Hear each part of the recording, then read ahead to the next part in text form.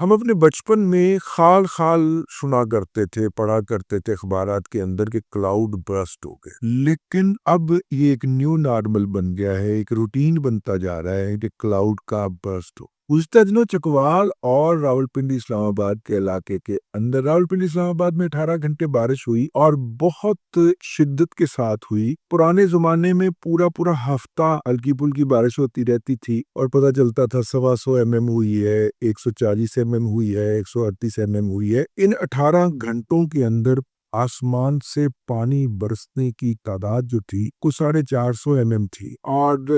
اس کے اندر اگر ہم دیکھیں تو ایک تو پنجاب کا یا پاکستان کا نظام ٹیسٹ ہوا کہ اتنی زیادہ بارش کے باوجود بھی، اور یہ 50 سال بارش ہوئی ہے۔ 50 سال پہلے جب ہوئی تھی تو 2 منزلہ مکان ڈوب گئے تھے، لیکن اس دفعہ انتظامات اچھے تھے تو مکانوں کی آدھی منزل ہی ڈوبی ہے، 2 منزلیں نہیں ڈوبی۔ لیکن اس کے ساتھ ہی جو چکوال کے اندر کلاؤڈ برسٹ ہوا ہے تو اس کے بعد پوٹوہار کے علاقے کے اندر کم از کم 2 سے 3 چھوٹے ڈیم جو ہے وہ ٹوٹ گئے، اور جس سے زیادہ تباہی آئی، اور یہ مستقبل کے اندر